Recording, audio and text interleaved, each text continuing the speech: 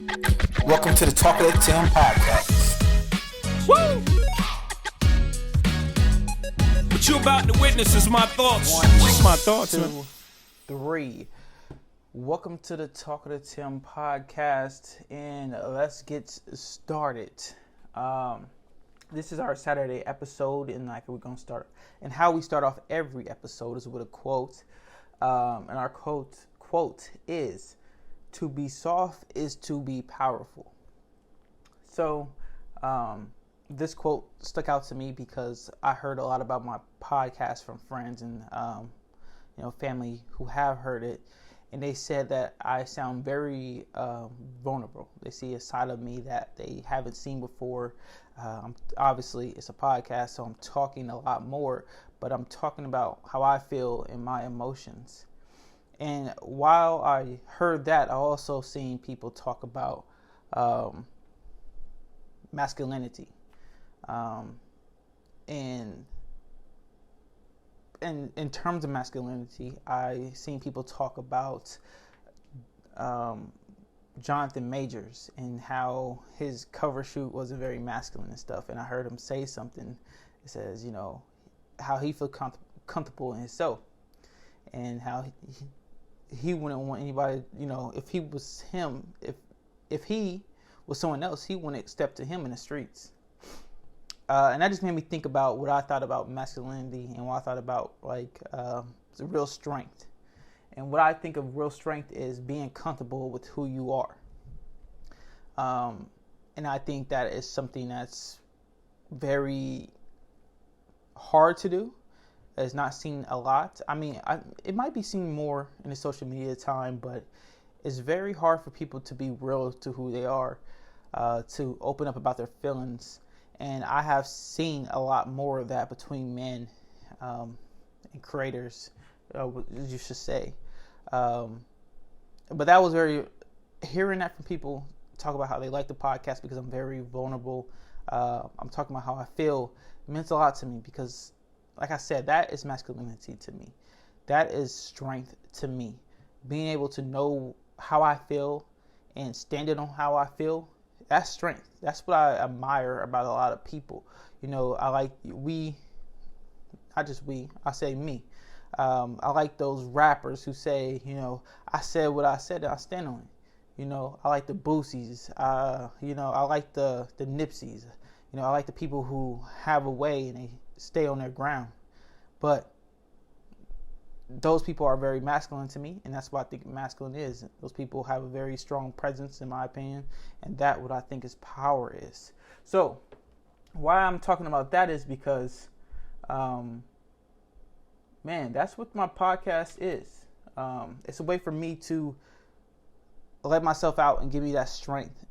Give me a therapy session to build up my strength, to build up my confidence, and take a topic or a point of view and really decide, what do I think about this? And I put it on video and I stand on it. But it's a little bit of a therapy session for me. That's what I'm trying to say. This podcast is, I do random, it seemed like random, venting, but I'm trying to connect a theme, put my opinion on it, and maybe get some tips at the end, of how someone else who's going through this journey of finding themselves, going through this journey of hard times in their life or even good times in their life, and how they can find some, maybe find some tips to help them navigate it just a little bit easier. I seen J. Cole say the other day that he's trying to take his lessons in life and give it to people later, younger in their life. And that's what I'm trying to do. I'm trying to take my lessons in life and my direction that I've been going on and my failures and my mistakes and put it out there. And hopefully it connects with someone and they can learn something from it. And that's just very important to me. So what I'm talking about that is that this is a form of therapy for me, and I hope it helps other people as well. I'm not a therapist though, so I hope people maybe get the strength to go find a therapist, understand that their health is more important than the perception that other people put on them. And speaking of that, this perspective that the people put on them, man, I'm not good with words either. But creating this podcast, getting my camera out is my form of therapy. This week with my knees, I decided to get out and start recording more. And that really helped me a lot mentally. It gave me something to look forward to when I got up, other than just working out and going to work. Editing something I care about, which is my workout videos, putting together content. That is stuff I care about, and that's my form of therapy. My form of therapy has always been basketball and creative media. Outside of actually having therapy when I was younger, that's my way to vent. That's my way to find out myself. And this space that I'm in now is allowing me to create more and look at myself and, I guess, get extra therapy sessions with myself. But it's a very hard challenge because I have to be very real with myself. I cannot, I don't want to come up on this, this camera and have like a false image. No, I want to be given all. Really give a clear message and a insightful message as well. But this podcast is my safe space. It's my therapy. It's a way for me to be vulnerable, to be powerful, something that I care about. And today I just wanted to talk about finding your happy place, finding your own therapy. Like I mentioned before, other than getting actual therapy, you need to create a life where you will have outlets for yourself, because we'll always have the pressure of life, but we need to find those avenues so we are not hurting other people. We're not hurting ourselves, that we're not falling into depression. We need to find things that make us worth getting up, make us excited to get up in the morning, make us, joyful. And that's a very hard thing to do at times. So I just want to talk about, again, some of my happy places. I said before, basketball was my happy place. I played basketball from 4th grade to the end of high school, my senior year. It was amazing. I mean, I knew I wasn't going to go pro or anything, but the things that basketball brought to me, that's who I am today. The lessons I learned from the adults I were around, or the love I got from my community at that time, the friends I made, is irreplaceable, and the lessons I learned from just practicing a lot, being disciplined in that way, or even finding my role models in my sports figures. It became so much of me.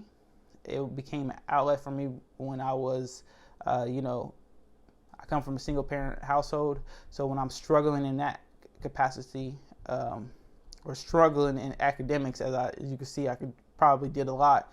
I went to basketball. I found an outlet that closed out the world around me, and it made me focus on trying to do better in life. Whether I was going to be an NBA player in my head at that time, or get to college, or just find the right people around me, basketball was that place that took me there. Basketball was that place that made everything else around me seem okay and worth it. And then when I got to be a sophomore in high school, video production came. My joke, but it's also very true, that as sophomore, I knew I wasn't going to get any taller, so I needed to find another outlet to stay around the game of basketball. So I went to a TV and broadcasting class, and that's how I got into creative media. I stayed in that class from my sophomore year to my senior year. I went to college for it, and now here I am trying to create my own business in this field. I even work in this field now as a journalist, but that became my outlet in a different form. I love the way of storytelling. I love the idea of putting a camera there, and whatever is in your head, try to make it happen. And that's big as well, because sometimes my mind plays like movies, and I just need to let it out. Or sometimes that piece of paper and that pen becomes an outlet when life gets hard, especially during my college years when I was going through some of the toughest times in my life in terms of depression and gaining weight. It's the first time where I didn't have basketball, and I really wasn't a creator. I was figuring out that creative media was was a passion of mine and a safe space for me. But I didn't have that before. So I was losing everything that was normal to me, everything that I cared about. My mom was moving away. Relationships with people were breaking apart, and I was becoming a new person. And during that time, I didn't handle that situation right, in terms of how I handled the pain of losing, these relationships with people I cared about, or not being able to play, getting ready for a basketball season again. I wasn't ready for it. I wasn't ready for things I cared about so much just to leave. But it's life, and things happen, and you have to learn how to adjust. And although I didn't go through it the best of ways, I got through it, and that was very important to me. And through that time, those years I went through that, it was a lot of up and downs, but that's when I found out that creating was really a passion of mine and a happy place. Because when I didn't have anybody, when the world just seemed like too much, that was something that was always in the back of my head saying, let's do this. This feels good. Stay on this track. So that's when this creative media field really became a happy place for me. Now, for you, if you are listening to this and you just happen to get through this whole ramble of that, what I would say is be real with yourself. Be real with your emotions. Be real with what you want to do. Be real with who you are. And if you don't know who you are, here are some steps maybe you can, you could take to really try to find your own therapy. Find your own comfort. Find your own happy place. For one, go to therapy. I'm not a counselor. Don't take any of my advice. Take my advice here and there, but it's not professional. It's just stuff that I applied to myself and it worked. So number one is go to therapy. Number two for me is try new things. Do the opposite of what you're used to doing. Now, what I mean by that is, if Friday nights you're used to staying in, go out. If you're used to playing at one basketball court, go to another. If your study habits are staying inside your apartment, go to a coffee shop. If there's an invitation that you usually decline, go to it. Go try new things, experience it. One, because the worst thing that can happen is that you get the experience, but you're just letting things go by you that you might like, or you might miss out the opportunity. You might miss the opportunity to meet someone that should be in your life. I do believe God puts people in your life. I do believe things come to you when they're supposed to. Kinda. If you're not putting that work in, you're going to miss out on it. So go do something opposite. Go try something new, and go find maybe a new hobby. You don't know what you'll end up liking. I did Brazilian Jiu-Jitsu just because it was something different, and I freaking love it. As soon as I get done with these knees and get them healthy, I'm trying to get right back on that. So that's what I like. I would say journal. Part of my 30 days of fasting is journaling. I like to write down my thoughts, but I think for other people, that's very important as well, especially as a young man. Sometimes I feel like we don't know who we can talk to. So talk to your journal, talk to the Lord, talk to your journal, because you can say whatever you want. I know that seems like a very, the stigmatism on that is like it's for girls, but it's for everybody, man. Back in the old days, before there was, TVs and whatnot, men had journals. That's how they pass down information to their family. Pass down information to their kids. So you got to start writing too, man. Write down your feelings. Write down what happened today. How you wish you would have handled it better. Mistakes. Because that's a good way to reflect as well. Number 3 is probably is get religion or get spiritual. And this might be kind of like, turn some people off here, but for me, some of the best moments in my life was when I was very connected with God, more spiritual than I am now. Going to church, I wasn't going to church a lot. I was still sinning, but I felt God's presence a lot more, and I still feel him now, but it's not the same as back then. So I'm trying to get back into that feeling, and I think that one thing my mom always told me is that she wants us to know that there is a God, know of him. Now, if you don't choose to follow him, that's on you, but you're going to be alone in this world, and you need to know there's someone always looking out for you, someone who's always caring about you, and that's why I say get some spirituality, get some religion in your life. It's very important. There's times when it feels like the whole world is crumbling around you, and you don't know who to go to. But I promise you, once you start trying to work on that connection with God or whoever you believe in, man, it feels good. I mean, I never really feel alone, and I do feel like through praying, I can do all things through God. So whoever you believe in, that's on you. But I would say get some religion inside your life. Spend time with yourself. It's my next tip. I mean, I'm spending a lot of time with myself, and it's the hardest thing to do for right now, because sometimes the only thing I hear is my thoughts. I can't go to sleep sometimes because I hear my thoughts, but I feel like that's God talking to me. I feel like this is the time for me. But when you spend time with yourself, it's time for you to be real with yourself. It's time for you to really reflect on things. Time for you to reflect on the good and the bad that you bring. That's why I think it's important to have time to yourself.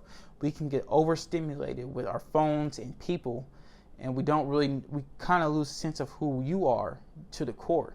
Go find out who that person is to the core. If it's going out walking by yourself, if it's going out, stay inside the house with no social media, no TV or nothing, find some you time and really enjoy it. Really ask yourself some questions like, what do I like? What don't I like? Why did I do such and such the other day? Have that conversation with yourself and be comfortable, because you and God, that's it. That's it. God's going to be there for you. Your spiritual side is going to always be there for you, and you. So you better be good friends with you. And that's kind of all my tips, man. I just want to say to close this out is that